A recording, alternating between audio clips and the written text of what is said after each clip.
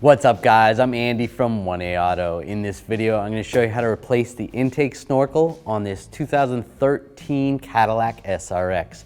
If you need parts for your vehicle, click the link in the description and head over to 1aauto.com. There's a screw right here. I'm going to use a T30 socket, extension and ratchet. Take that screw out. Pull that out. I'm going to take this oil fill cap off. Set that aside. Grab this cover and just pull it up. So I don't drop anything down into the oil, just put the cap back on. There's a bolt right here. I'm gonna use a 10mm socket and a electric ratchet. If you don't have an electric one, you can use a regular ratchet.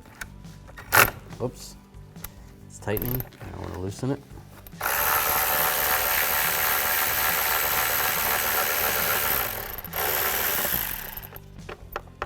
That's good. The bolt's gonna stay. It's a caged bolt. So leave that there. Next, I'm gonna just slide this off right here, this hose. Set that aside. I wanna loosen up this worm clamp right here. I can use a straight blade screwdriver or a 8mm socket and ratchet. Loosen this up right here. And then there's another clamp right here. I'm gonna do the same. With that loose, I can just grab the snorkel right here, and then on the back side, pull it up, and there's a little grommet on the back side of here. Just pull up on that, just like that. Slide this whole snorkel out.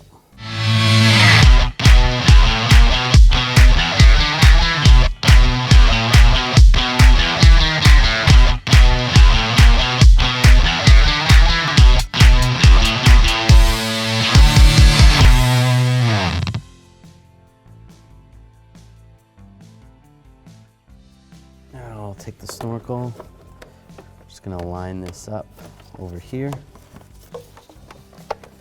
line it up on the throttle body, and then onto the airbox. That's good. Before I tighten that down, there's a little grommet in the back here. Just push down on that and start to tighten this bolt right here. Push that right there. That just kind of hangs out like that. Take my 10mm socket, extension, and a ratchet. Tighten this bolt down.